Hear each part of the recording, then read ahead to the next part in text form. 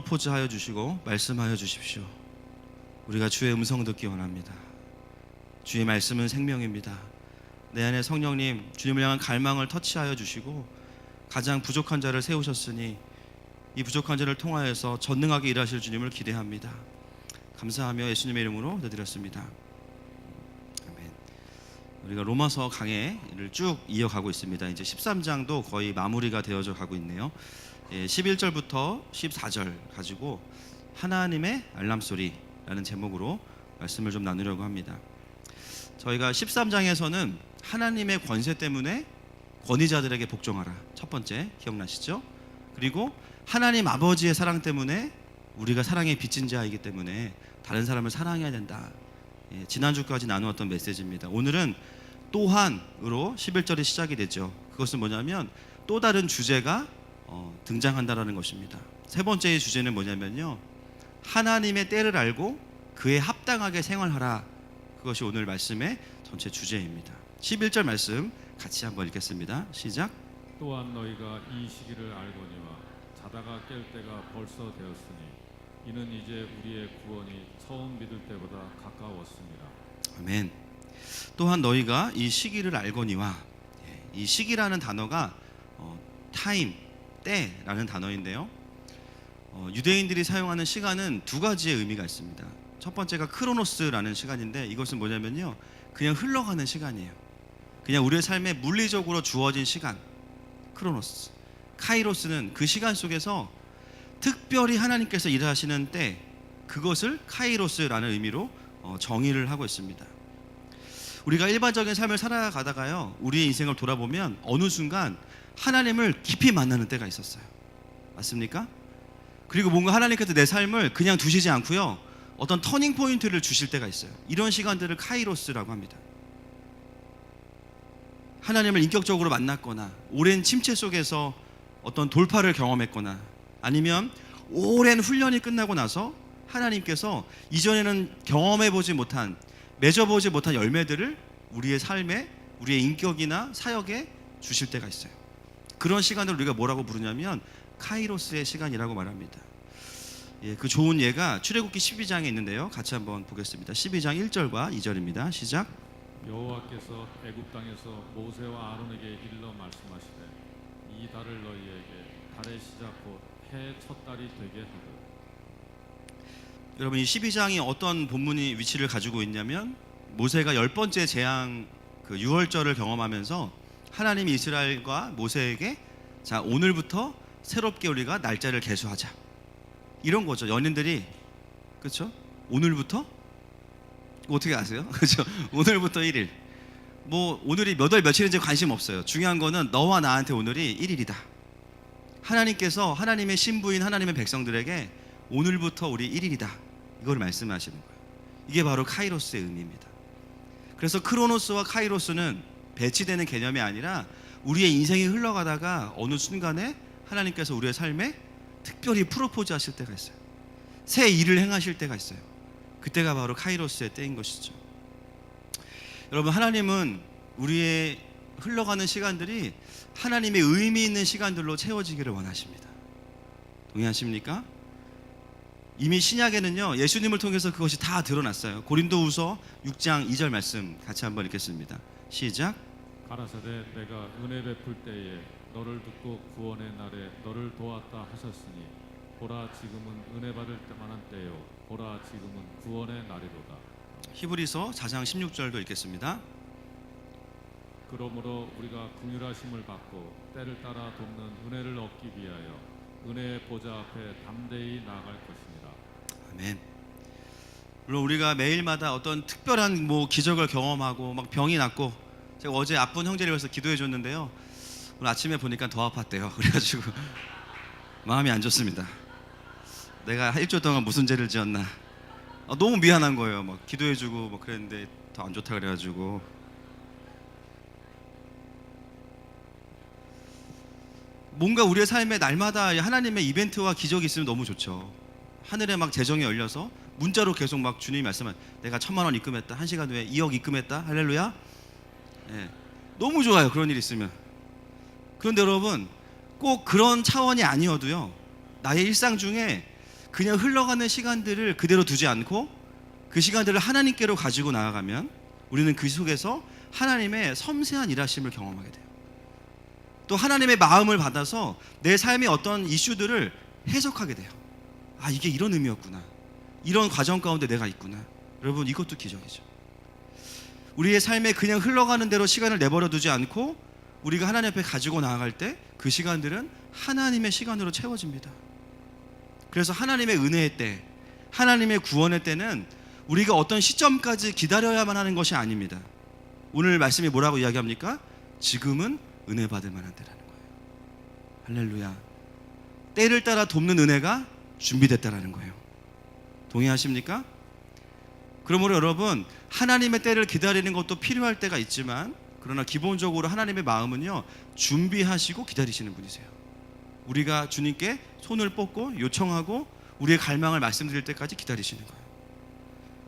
오늘 우리는 어떻게 우리의 삶의 일상적인 시간들이 하나님의 의미 있는 시간들로 채워지는가, 본문을 가지고 좀 꼼꼼히 살펴보도록 하겠습니다. 여러분, 11절 영어 성경을 가지고 계신 분들 보시면 아시겠지만, 거기에 보면 카이로스가 타임이라고 되어 있죠. 노잉 타임이 되어 있는데, 타임 뒤에 두 개의 문장이 이 타임을 수식하고 있어요. 그 말은 뭐냐? 이 시간들에 대한 것들이 깨달아지기 위해서는 두 가지가 우리에게 들어와야 된다는 거죠. 두 가지의 의미가 있다는 것이죠. 첫 번째, 11절 보십시오. 또한 너희가 이 시기를 알거니와 어떤 때가 벌써 되었으니, 자다가 깰 때가 벌써 되었으니. 여러분, 잠자던 자들이요, 어느 순간 아, 이제 깰 때가 되었구나 하는 자각이 올 때가 있습니다. 그래서 오늘 설교의 제목이 뭐죠? 하나님의 알람 소리예요. 여러분, 알람 소리 좋아하시는 분 손 들어보세요. 제가 드라마를 보다가 어떤 알람 소리를 듣는데 너무 기분이 안 좋았어요. 왜 그럴까 보니까 그 알람 소리가 군대에서 들었던 알람 소리였어요. 30개월 내내 들었던 그 소리를 드라마에서 들으니까 괜히 화가 나더라고요. 알람 소리는 때로 잠자던 우리를 깨우기 위해서 우리를 불편하게 할 때가 있어요. 그냥 이대로 있고 싶은데 우리를 쿡쿡 찌를 때가 있어요. 그런데 그때 그 알람 소리를 듣고 깨어나면 분명히 해야 될 자리에, 가야 될 자리에 가게 됩니다. 맞습니까? 여러분, 신앙생활도요, 여러분 각자가 해오신 신앙생활의 모습이 매우 다르지만 공통점이 있습니다. 뭐냐면요, 처음에부터 영적으로 깨어서 신앙생활한 분도 물론 계세요. 몇 분 계십니다. 그러나 대부분은 잠자던 신앙생활을 합니다. 그냥 교회 왔다 갔다, 주일날 왔다 갔다 하고, 그죠? 그냥 평상시에는 뭐 10기도 정도 하고, 그냥 내가 그리스도인으로 해야 될 최소한의 것들을 하고, 그러나 하나님과의 관계는 없고, 하나님이 어떤 분인지 잘 모르고, 이 시대가 어떻게 흘러가는지 잘 모르고 잠자던 신앙생활. 그런데 어느 순간 어떤 기회를 통해서 영적으로 깨어나요. 예를 들면 진짜 그리스도인을 만나서 대화하다가 내가 가짜인 게 드러나요. 아, 나는 아니었구나. 그리고 진짜 하나님이 임재하시는 예배에 왔다가 그 하나님의 임재 앞에서 영적으로 깨어나요. 할렐루야. 여러분, 그러면서 은혜를 받는데, 은혜를 받는 과정을 잘 생각해 보시면요, 알람 소리가 들리는 거예요. 아, 내가 그동안 신앙생활 잘못했구나. 그동안 내가 하나님을 몰랐구나. 이렇게 살면 안 되는 거였구나. 스스로가 깨닫는 시점들이 있습니다. 여러분, 그거 누가 주시는 알람일까요? 하나님께서 우리의 영혼에 깨닫게 하시는 거예요. 조금은 불편하지만 강압적이잖아요. 여러분, 핸드폰 알람 보통 난 하나만 맞춰놓고 잔다 이런 분 계세요? 오, 대단하시네요. 저는 막 새벽기도 때문에 4시 반, 4시 45분, 4시 55분, 그래도 결국 제일 마지막 것만 들어요. 우리가 하나님의 알람 소리를 무시하지 않고 그 하나님의 알람 소리에 반응하기 시작할 때 우리의 삶의 일상적인 시간들이 어느 순간 하나님의 이상적인 시간들로 채워지기 시작해요. 여러분, 알람 소리를 못 듣고 낭패를 본 경험이 있으십니까? 중요한 시험을 앞두고, 결혼식을 앞두고 라든지 그렇죠. 뭔가 내 인생에 꼭 그 시간에 내가 그 자리에 가야 되는데요, 꼭 그 비행기를 타야 되는데 알람 소리를 못 들은 거예요. 저는 이 알람 소리라는 말만 들으면 간담이 서늘해지는 때가 몇 번 떠오르는데 그 중에 90%가 새벽 기도와 관련된 겁니다. 왜 웃으세요? 말도 안 했는데. 제가 분당 와서도 한 1년 정도 지난 어느 봄날이었던 것 같습니다. 예. 그때는 뭐 제가 새벽 설교 다 할 때니까 새벽 설교를 가려고 일어났는데 너무 밖이 밝은 거예요. 그리고 나는 피로가 풀렸어. 기분이 너무 좋아. 근데 갑자기 5초 정도 개운하다 하고 5초 후부터 땀이 쫙 간담이 서늘해지고 막 등에 막 쭈뼛쭈뼛 서고 이건 아닌데 하고 딱 핸드폰을 보니까 거기에 서준원 장로님 부재중 전화가 3통이 딱 와 있는 거예요. 5시 29분 30분. 이거였구나. 나의 회복의 이유가. 그 순간 이 제 마음에 몰려오는 공허함과 허탈함은 이루 말할 수가 없죠. 전도사 때도 가끔 그때 섬겼던 교회 목사님이 새벽기도를 부탁하시면 전도사 때는요 그 새벽기도가 되게 더 부담돼요. 잠을 못 자요. 그러니까 막 2시에 깼다가 3시에 깼다가 결국에 정시에 못 일어나. 너무 힘들었습니다. 네. 여러분, 우리가 알람 소리를 듣지 못하면요 내가 있어야 할 곳에 있을 수 없어요. 정말 중요한 곳에 갈 수 없어요. 사랑하는 여러분, 혹시 여러분의 마음속에 또 삶 속에 언젠가부터 하나님께서 자꾸 알람을 주시는 분들이 있을 거예요. 너 지금 그렇게 사는 거 아닌 것 같은데, 너 지금 내 앞에서 그 태도 아닌 것 같은데, 너의 예배 좀 아닌 것 같은데. 그럼에도 불구하고 그 알람을 듣고 무시하거나 바로 꺼버리는 분들이 있습니다. 그러면요 나의 일상은 여전히 구원의 시간을 경험하지 못해요. 구원 받았음에도 불구하고 나의 시간들은 여전히 괴롭고 지치기만 하는 시간이 됩니다. 그리고 내 삶은 빨리 좀 흘러갔으면 좋겠어요. 그리고 끊임없이 교회 예배는 때우는 데 목적이었어요. 출첵의 목적이 있든지. 오늘도 주님께 얼굴 보였으니까 됐죠. 이 이상을 못 넘어가는 거예요. 적극적인 하나님의 자녀로 살아가는 그 삶을 미루고 계신 분들 이미 충분히 알람을 들으셨을 겁니다. 뭐가 하나님의 뜻인지도 알고 내가 어떻게 살아야 되는지도 알아요. 그러면서 우리는 또 핑계를 댑니다. 그럼에도 불구하고 하나님, 내 삶에 뭔가 특별한 계기를 주세요. 그러면 제가 알아들을게요. 특별한 은혜를 주세요. 그러면 알아들을게요. 여러분, 엄마가 아침에 깨울 때 우리 싱글들 처음에는 일어나라고 이렇게 부드럽게 얘기하잖아요. 그죠? 일어나라, 밥 먹어라. 그죠? 3번, 4번 지나가면 어떻게 돼요? 여기까지만 하겠습니다. 자다가 난리 나는 거예요. 그죠? 여러분, 하나님의 알람 소리를 무시하면 알람은 더 커지고요. 그리고 더 분명히 알 수 있는 다른 방식으로 올 수밖에 없어요. 여러분, 정말 그것을 원하십니까? 제가 아내한테 물어봤습니다. 이 현상을 어떤 선교사님이 이렇게 설명했는데 그 단어를 써도 되겠냐? 아내가 하지 말라고. 근데 해야 될 것 같아요. 여보, 미안해. 제가 한 말은 아니니까요. 순회선교단에 우리 김영애 선교사님께서 이런 현상을 그 신학적인 용어로 영적인 개김이다 이렇게 표현하셨어요. 주님께 개긴다. 근데 여러분, 그 말이 험하지만 저는 적극 동의가 되는 게 뭐냐면 우리의 현실은 더 험해요. 개개김 정도 됩니다. 그렇죠? 그냥 개기는 것도 아니에요. 하나님 계속 말씀하시는데 못 들었다고, 모르겠다고, 하기 싫다고 계속 하나님 앞에서 유보하는 거예요. 은혜가 부족한 것도 아니고 하나님의 사인이 부족한 것도 아니에요. 문제는 뭐냐면 알람 소리를 듣고도 여전히 민기적거리고 일어나지 않는 게 문제죠. 이런 부분에서 신앙생활을 하는 거 보면요 굉장히 비슷한 것 같지만 전혀 다른 퀄리티의 신앙생활을 하는 분들을 보게 됩니다. 여러분, 영적으로 깨어있는 사람들은요 달라요. 뭐가 다르냐? 하나님의 알람을 들으면 움직입니다. 왜요? 하나님께서 일하시는 그 장소와 시간을 놓치고 싶지 않은 거예요. 할렐루야.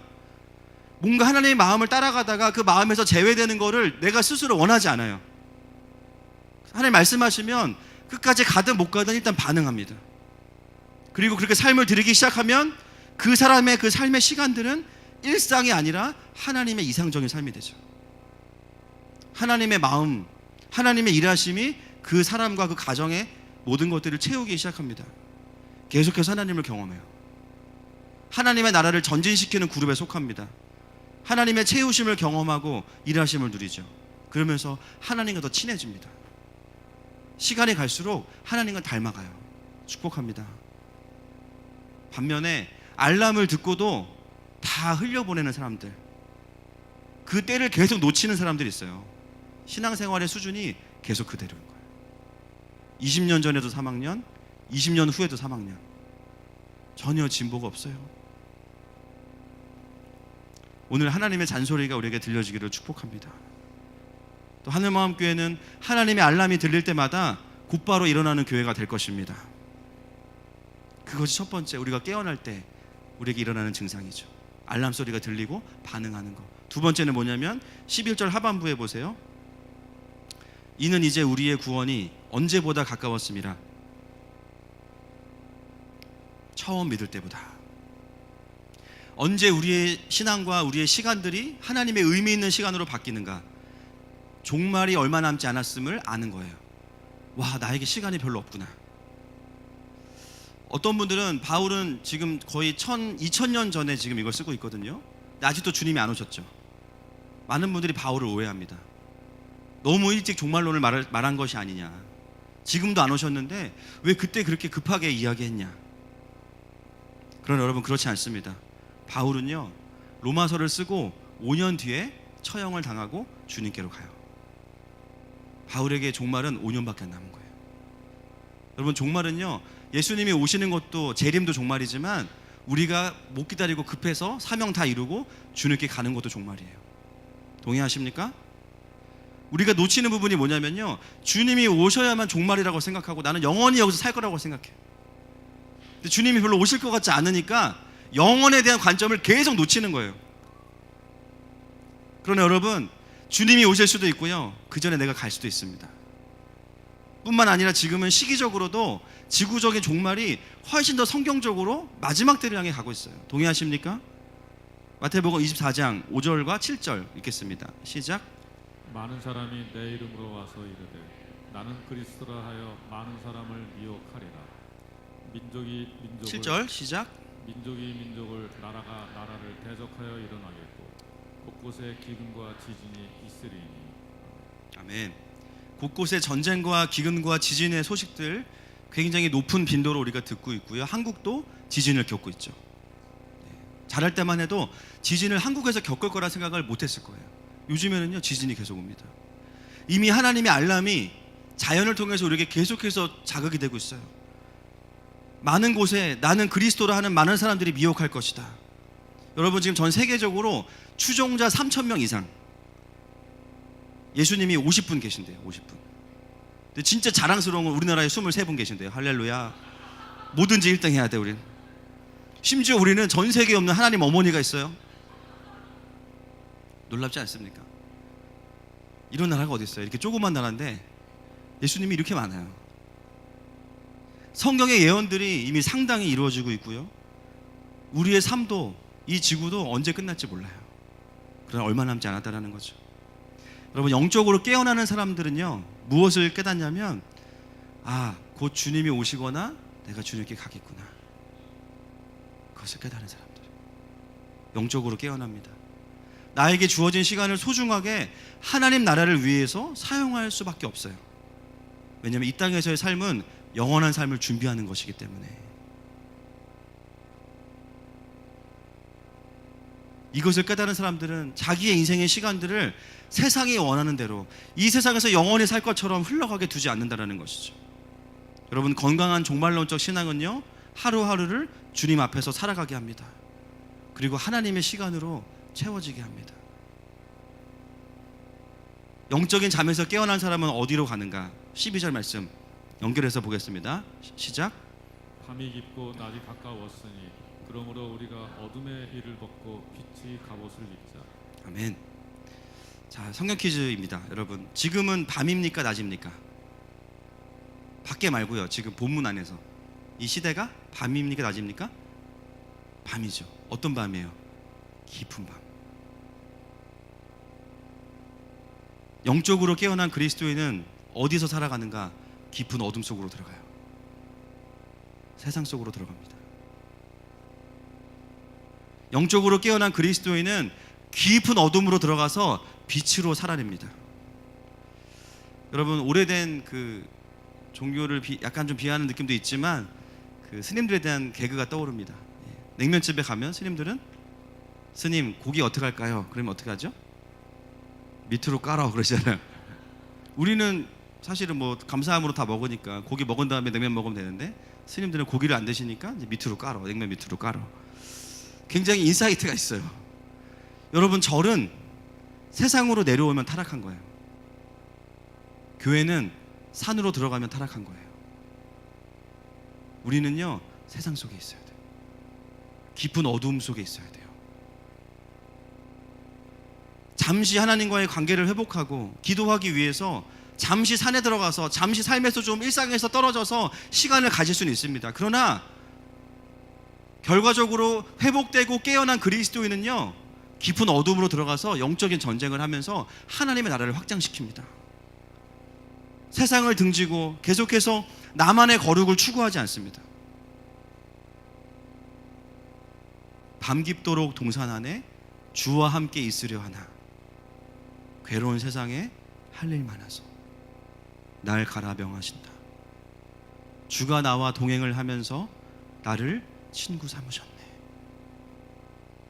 우리 서로 받은 그 기쁨은 알 사람이 없도다. 동산에서 주님과 사랑한다고 고백하고 함께하는 거 너무 좋죠. 그래서 그 주님이 우리에게 무엇을 말씀하시자면요, 저 동산 밑에도 나를 알아야 되는 사람들이 많이 있다. 회복돼야 되는 많은 영역들이, 도시가 너를 기다리고 있다. 괴로운 세상에 할 일 많아서 날 가라 명하신다. 여러분, 그것이 하나님의 부르심이고요. 우리 교회가 도시 선교를 부르짖는 그 이유가 바로 이것입니다. 도시라는 사람들이 자신들을 지키기 위해 만들어 놓은 그 애녹성으로부터 시작된 이 세상 안에서 하나님의 나라를 확장하는 것, 그것이 도시 선교죠. 그런 의미에서 깨어난 그리스도인들은 교회 안에 머물지 않아요. 깊은 어둠의 세상 속으로 들어갑니다. 예수님 뭐라고 말씀하십니까? 마태복음 5장 14절 말씀 시작. 너희는 세상의 빛이라 산 위에 있는 동네가 숨겨지지 못할 것이요. 아멘. 사람이 14절까지만 보겠습니다. 너희는 세상의 빛이다. 교회의 빛이나 가정의 빛으로 끝나지 않고요. 여러분, 우리는 세상의 빛입니다. 세상 속에 있어야 돼요. 죄와 불의가 짙은 어둠으로 짙어있는 그 얼룩진 세상에서 우리가 있어야 되는 곳은 바로 그 자리입니다. 우리의 삶을 좀 이 말씀 앞에 좀 비추어 봤으면 좋겠어요. 여러분이 삶의 현장을 결정할 때 어떤 기준으로 결정하십니까? 나에게 얼마나 이득이 되는가? 내가 하고 싶은 일인가? 고민은 해볼 수 있겠죠. 물론 이것도 고민의 여러 가지 기준 중에 하나입니다. 그런데 이거는요, 세상 사람들이 하는 똑같은 고민이에요. 그냥 세상 사람들은 이게 맞으면 이 현장을 선택합니다. 그런데 만약에 하나님의 백성이라고 말하는 우리조차도 이 기준으로밖에 선택하지 않는다면 여전히 우리는 잠에서 깨어나지 않은 그리스도인인 거예요. 주님이 말씀하시는 것은 뭐예요?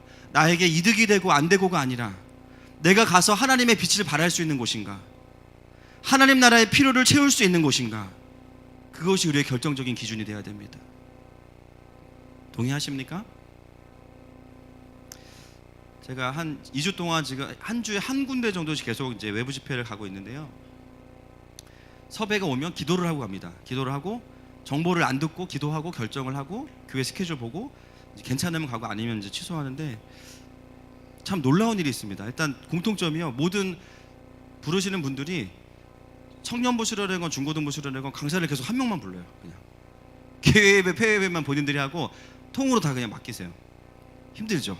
당연히 힘들고 나중에 이제 가기로 하고 나서 확인은 되니까 그거를 따지고 가진 않습니다. 이제 그리고 더 놀라운 것은 뭐냐면 어느 지역이건 상관없이 가면 차에 타면 담당 교육자가 항상 비슷한 말을 해요. 목사님, 저희 교회가 사실 5년 전에 이런 일이 있었습니다. 들어보면 대형 사고. 저희 청년부가 사실 작년에 또구나 이런 일이 있었습니다. 저희 중고등부 아이들이 사실 예수님을 안 믿습니다. 항상 가서 차에 타면 가면서 그 얘기를 합니다. 또 주님이 낚으셨구나 이런 마음이 막 들어요. 마음의 준비를 하고 가면 괜찮을 텐데 늘 가서 듣는 상태는 처음 얘기했던 거는 굉장히 다릅니다. 여러분, 처음부터 막 열려있고 막 축제적인 예배로 가고 막 성령 충만하게 가면 얼마나 좋겠어요. 막 개회부터 막 가면 좋은데 항상 그 느낌이 뭐냐면 갈 때마다 아이고 우리 집 하수구 막혔는데 와서 뚫어주세요 뭐 이런 느낌인 거예요. 그리고 항상 이제 갈 때마다 아 빨리 우리 교회 가서 예배하고 싶다 이런 생각밖에 안 드는 거죠. 물론 주님이 하시죠. 그러나 현장에 가 있는 것 자체가 되게 부담일 때가 있어요. 늘 예배를 인도하고 하면서 막 긴장되고 그리고 올라올 때 항상 드는 마음은 그럼에도 불구하고 아, 이 자리가 주님이 부르신 자리였구나 라는 것입니다. 굳이 그들이 상태가 좋으면 외부 강사가 필요 없겠죠. 제가 늘 기도한 걸 돌이켜보면 교회가 교회되는 것이고 복음이 다시 들려지는 것이고 예배가 없는 곳에 예배가 세워지는 것이었어요. 돌이켜보면 하나님 저의 삶을 그렇게 인도하고 계세요. 근데 막상 그 현장에 가면 힘들어해요. 깊은 어둠의 현장에 늘 불러주세요. 여러분, 우리가 파송받아 가야 되는 곳은 나를 환영해 주는 곳이 아닐 수도 있습니다. 여러분, 상태 안 좋은 공동체 가면요 강사 째려봐요. 왜 저렇게 생겼냐, 어디서 굴러먹다, 이런 느낌이에요. 설교가 길게 하면 죽여버려야지 이런 느낌이에요. 막 그냥 어둠, 그냥 어두워. 그냥 찬양할 때 벌써 보면 알잖아요. 막 집에 가고 싶은 거예요. 중요한 건 뭐냐면 우리는 내가 가고 싶은 곳을 가는 사람들이 아니라 하나님께서 부르신 곳으로 가야 돼요. 내가 필요한 곳으로 가는 것이 아니라 나를 필요로 하는 곳으로 가야 돼요. 엄마들 아이들 키우면서 얼마나 자기 부인의 시간을 갖고 있습니까? 처녀 때 내가 진짜 잘 나갔는데 내가 진짜 이런 새끼 때문에 진짜 머리도 못 감고 내가 진짜 밥도 못 먹고 그냥 화장할 시간도 없고 그냥. 그럼에도 불구하고 엄마들이 아름다운 이유는 그 자리에 있기 때문에. 물론 우리 자녀들이 어둠이라는 얘기는 아닙니다, 여러분. 오해하지 마세요. 순종을 말씀드려요. 그럼에도 불구하고 자기를 부인하고 하나님 부르신 자리에 있잖아요. 하나님 보시기에는 그런 순종하는 모습이 아름다운 보석과 같은 거예요. 그리고 그것이 사람들에게 비추어지는 빛이라고 말씀하십니다. 마태복음 5장 15절 16절 같이 읽겠습니다. 시작. 사람이 등불을 켜서 말 아래에 두지 아니하고 등경 위에 두나니 이러므로 집안 모든 사람에게 비치느니라. 이같이 너희 빛이 사람 앞에 비치게 하여 그들로 너희 착한 행실을 보고 하늘에 계신 너희 아버지께 영광을 돌리게 하라. 아멘. 여러분, 그러므로 우리의 삶에 나를 부르신 하나님의 자리가 보이지 않는다. 어쩌면 기준이 틀렸기 때문일 수도 있습니다. 기준을 완전 바꾸셔야 돼요. 저 자리는 아니겠지. 맞아요, 거기에요. 거길 거예요 아마. 나를 진짜 필요로 하는 곳, 내가 가면 빛을 발할 수 있는 곳, 거길 겁니다. 아멘이십니까? 13절 넘어가겠습니다. 시작. 낮에와 같이 단정히 행하고 방탕하거나 술 취하지 말며 음란하거나 호색하지 말며 다투거나 시기하지 말고.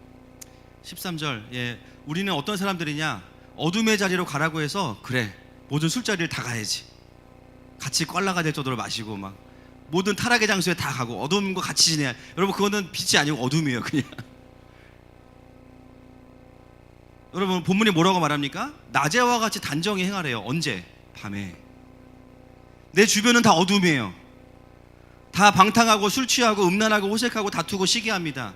우리는 어떻게 해야 됩니까? 단정히 행하라는 거죠. 밤에 낮을 살아내는 자들이 깨어있는 그리스도인입니다. 아멘이십니까? 같이 어두워지면 안 된다는 거예요. 우리가 어둠 속에 있어야 되는 이유는 같이 어둠과 함께 사라지는 게 부르심이 아니라 거기서 빛을 비추어야 됩니다. 그러므로 오늘 본문 우리에게 단정히 행동하라고 말씀하고 있죠. 여러분, 언제 빛이 가장 밝은지 아십니까? 가장 어두울 때예요. 달이 가장 밝을 때는 태양이 떠 있을 때가 아니고요, 태양이 지고 어둠이 내려왔을 때. 사랑하는 여러분, 깊은 어둠 속에서 빛으로 살아주시기를 축복합니다. 여러분, 이것을 한 번만 경험해 본 사람들은요 계속 그 삶을 살아가요. 주님 말씀하시는 게 이거였구나. 전에는 내가 원하는 거, 내가 하고 싶은 거, 거기에 더 집중했어요. 어느 순간 하나님께서 부르신 자리, 나를 필요로 하는 자리로 가기 시작해. 거기서 겪게 되는 만족감은 뭐냐면요, 자아 실현의 만족감이 아니라 하나님께서 주시는 기쁨이 있어요. 할렐루야. 그리고 반드시 하나님 나라가 확장되는 것을 보게 됩니다. 경험해 본 사람들은 아니죠. 그러므로 우리가 어둠에 깊숙한 곳에도 갈 수 있는 자들 되기를 축복합니다. 여러분, 어둠과의 싸움은 그러므로 빛을 비추는 싸움인 거예요. 많은 분들이 어둠과의 싸움을 성경적으로 하지 않습니다. 대부분 어둠과의 싸움을 어떻게 하냐면요, 쉽게 말씀드리면 제가 이 방에 불을 끄고 이제 올라갔거든요. 대부분 어떻게 싸우냐면 문을 열어보고 어둡네, 지나가는 사람들 다 붙잡고 이 방이 어둡다고 지적하는 거예요. 고발해. 계속 사람들이 어떻게 깨달아요? 저 방은 어둡구나, 들어가지 말아야지. 여러분, 이 방의 문제는 어두운 게 아니라 불이 켜지지 않는 게 문제죠. 여러분, 어두움을 이기는 방법은요, 어둠을 지적하는 것으로는 어둠을 못 이겨요. 이해되십니까? 비판하고 대항하는 것으로는 못 이겨요. 어둠을 깊이 파고 어둠을 연구하고 어둠을 폭로하는 것이 어둠을 이기는 것이 아닙니다. 대신 예수님 우리에게 무엇을 명령하시냐면 너희가 세상의 빛이다. 어둡다 이게 아니라 그 어둠 속으로 들어가서 불을 켜는 거예요. 그리고 그 공간으로 다른 사람들을 들어오게 하는 거예요. 여러분, 어둠을 이기는 방법은 어둠을 들추어내는 것이 아니에요. 들춤이 아니라 비춤이에요. 동의하십니까? 비판이 아니라 비춤이에요.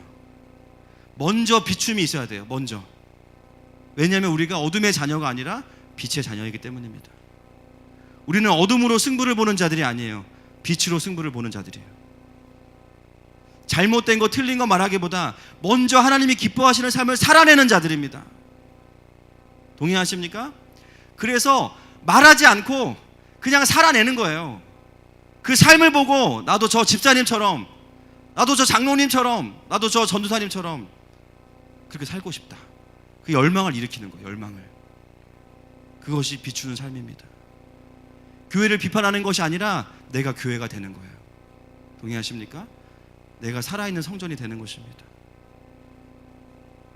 여러분, 이 시대에 얼마나 교회를 비판하고 수많은 가난한 성도들이 있습니까? 들어보면 다 사연이 있고 어려움이 있어요. 그런 시간이 필요할 때도 있습니다. 그런데요, 그 상태에 머물면서 비판하고 상처를 쏟아내기만 한다고 해서 회복이 되진 않습니다. 그 비판이 틀리고 안 틀리고의 문제가 아니라 희한하게 그 자리에 있게 되면요, 비판은 엄청 많이 하는데 자신의 어두움도 해결이 안 돼. 희한하죠. 자기의 어두움의 문제도 해결이 안 돼요. 예배도 안 되고 내 하나님도 없어. 여러분, 그 상태에서 벗어나려면요, 어떻게 해야 됩니까? 비추는 삶을 사셔야 돼요.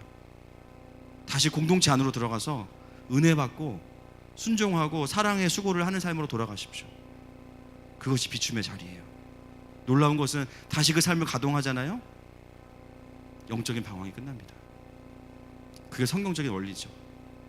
여러분, 가정에서 남편이나 아내를 비판하기 전에 먼저 고민할 거, 내가 얼마나 아내와 남편을 사랑으로 먼저 비추었는가.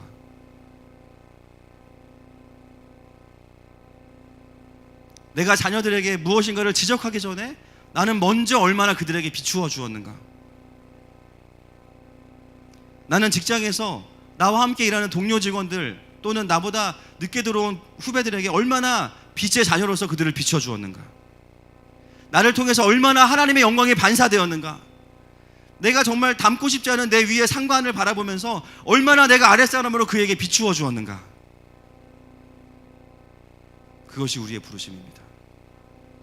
동의하십니까, 여러분?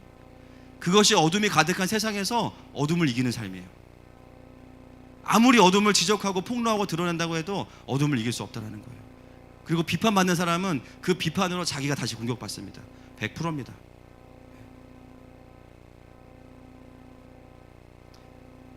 14절은 우리가 어떻게 빛을 비출 수 있는지를 말씀하고 있습니다. 같이 읽겠습니다. 시작. 오직 주 예수 그리스도로 옷 입고 정욕을 위하여 육신의 일을 도모하지 말라. 아멘. 여러분, 11절과 14절에 대칭되는 동사가 있죠. 무엇입니까? 입다라는 동사입니다. 11절에 무엇을 입으라고 이야기하죠? 빛의 갑옷이죠. 14절은 예수 그리스도. 빛의 갑옷은 뭡니까? 예수 그리스도. 옷 입다라는 표현이 유대인들에게는 옷을 입다의 의미도 있지만요, 통상적으로 어떤 의미가 있냐면 사사기 6장 34절 말씀 같이 보겠습니다. 사사기 6장 34절 시작. 여호와의 영이 기드온에게 임하시니 기드온이 나팔을 불매 아비에셀이 그의 뒤를 따라 부름을 받으니라. 여러분, 이 34절에서 옷을 입다라는 동사가 쓰여 있습니다. 근데 번역은 다르겠어요. 뭘까요? 임하시니, 나팔 아닙니다. 임하시니. 여호와의 영이 기드온에게 임하시니, 직역하면 기드온이 여호와의 영을 입었더라 이렇게 돼 있어요. 옷을 입다라는 의미는요, 옷만 입는 게 아니라 능력을 입다라는 의미를 가지고 있습니다. 예수 그리스도를 옷 입다라는 것은 예수님의 능력으로 살아가라는 것이죠. 여러분, 요셉이 채색 옷을 입었을 때 왜 형들이 그렇게 싫어했을까요? 나는 메이크 없는 막 프로 스포츠 이런 거 입었는데 왜 쟤는 나이키 같은 걸 사줬냐, 이런 거 아니에요, 여러분. 그것도 있겠지만 원어에 보면 요셉이 입었던 옷은 왕들이 입는 옷이었어요. 긴 옷, 자주색. 이미 야곱은 요셉이 리더십이 될 것을 알았기 때문에 어린 요셉에게 왕의 대우를 해주면서 해준 게 뭐였냐면 왕의 권위를 상징하는 옷을 입혀준 거죠. 형들은 그게 열받은 거예요. 나보다 동생인데 얘가 리더가 된다니. 그런 의미가 바로 옷을 입다라는 개념입니다.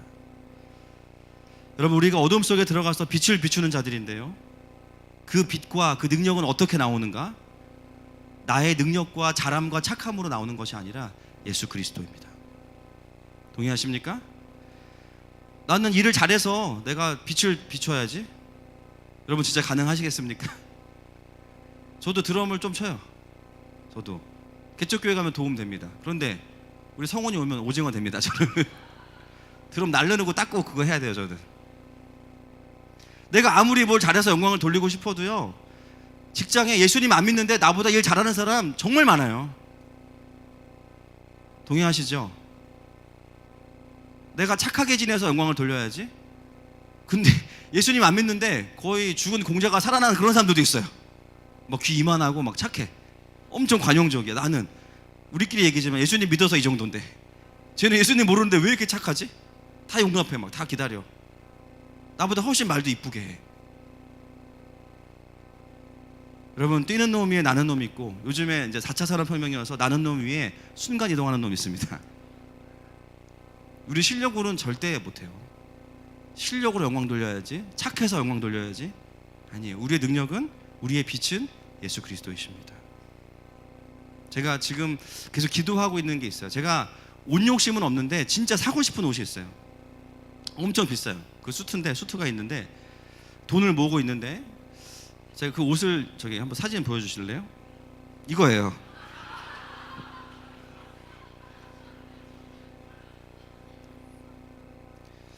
저게 너무 사고 싶어요. 저것만 입으면 신방도 엄청 빨리 갈 수 있고요. 단기 선교 하루에 5번씩 하면, 필리핀 가서 선교하고 저녁엔 포르투갈, 뭐 브라질 다 갈 수 있어요. 심지어 이 수트는 동시 통역이 가능하기 때문에 제가 영어를 할 필요 없어요. 따갈로그 할 필요 없어요. 그냥 설교하면 다 이제 번역이 됩니다. 심지어 주님 재림하실 때 마중 나갈 수도 있어요. 예의 바르게. 얼마나 좋아요, 그죠? 여러분, 하나만 사주세요, 저 제발. 제가 저걸 보면서, 영화를 보면서 진짜 너무 갖고 싶은 거예요. 야, 저것만 있으면 진짜 내가 할 수 없는 걸 다 할 수 있겠구나. 내려주십시오. 은혜가 안 됩니다. 네. 여러분, 우리가 예수님을 옷 입는다는 것은 뭐냐면 그냥 내가 입고 옷을 하나 더 입는 게 아니라요, 내가 할 수 없는 능력을 입는 거예요. 죄와 사망 권세를 이기신 유일한 예수 그리스도. 예수님의 능력을 입고 살아가는 사람들은 항상 자기가 할 수 있는 능력을 넘어서는 하나님의 일하심을 경험해요. 오늘 14절은 우리에게 너희의 거룩한 삶은 착한 시민으로 되는 것이 아니라 나를 입어야 된다고 말씀하시는 거예요. 그럼 어떻게 우리가 그분의 능력을 입을 수 있습니까? 날마다 나의 한계를 인정하는 거예요. 날마다 겸손히 그분 앞에 엎드리는 거예요. 다른 방법이 없습니다, 여러분.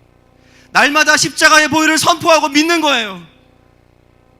그리고 하나님의 능력이 아니면 내 인생은 가망이 없다고 인정하는 거죠. 예수님을 입는 방법 없습니다. 기도밖에 없어요. 겸손히 엎드리는 것밖에 없어요. 그러니까 예배가 처절해질 수밖에 없다니까요. 내 예배가 처절해질 수밖에 없어요. 내가 못하니까. 이거 내가 버틸 수 있는 게 아니니까. 영적으로 깨어있는 그리스도인은 예외 없이 모두가 다 이 겸손한 기도가 있어요. 주님, 저는 못합니다. 주님, 능력 주십시오. 제 힘으로 할 수 없습니다. 많이 엎드리는 사람은 그만큼 자기의 삶의 사태의 심각성을 아는 사람들입니다. 그렇지 않은 사람들은 알람 소리를 계속 꺼버리는 사람들이고요. 이번 주에 청소년 집회 2번 설교했는데 첫 설교를 정말 제가 한 10년 만에 이렇게 말 안 먹어본 건 처음이에요. 말이 꼬이고 막 말이 앞뒤가 안 맞고 막 식은땀 나고 애들이 막 이제 너무 쉽지 않으니까 그래서 첫 타임 끝나고 진짜 짐 싸가지고 몰래 나와야 되나 막 그 생각했어요. 여러분, 그쯤 되니까 어떻게 되면 제 마음이 진짜 가난해지는 거예요.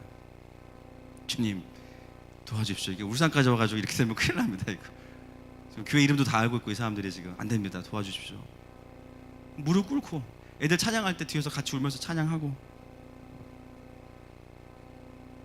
겸손함은 내가 낮추려고 낮추는 게 아니라 사태 파악이 되면 겸손해집니다. 아멘이십니까? 뭐 기독교 처세술, 정치술 이런 거로 어둠을 이길 수 없어요.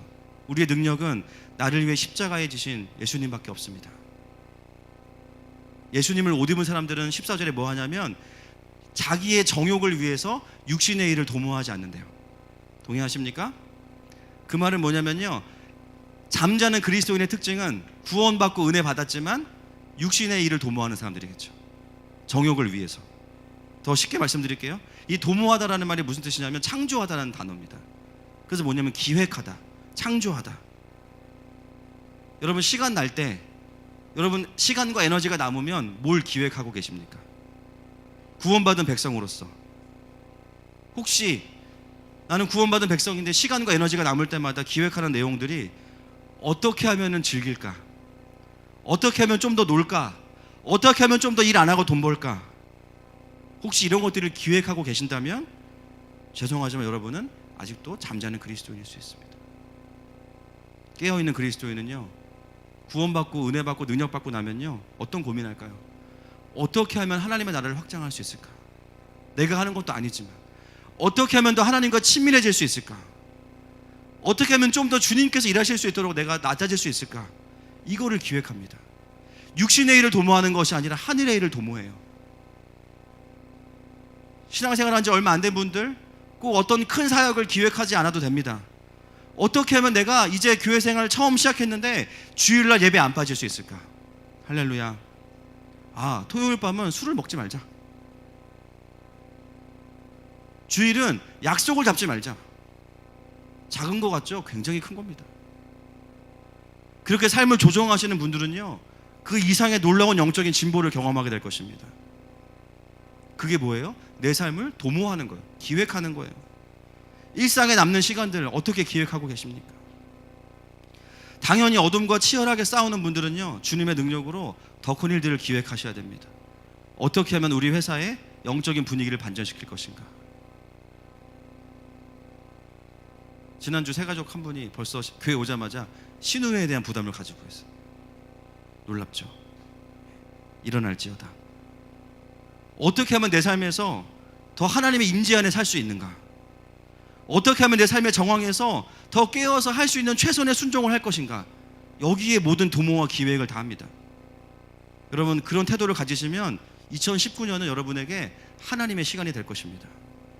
우리는 그 속에서 하나님의 영광을 볼 것입니다. 말씀 정리합니다. 여러분, 오늘 주님의 알람 소리가 우리 모두에게 들렸기를 축복합니다. 주님의 음성을 들으십시오.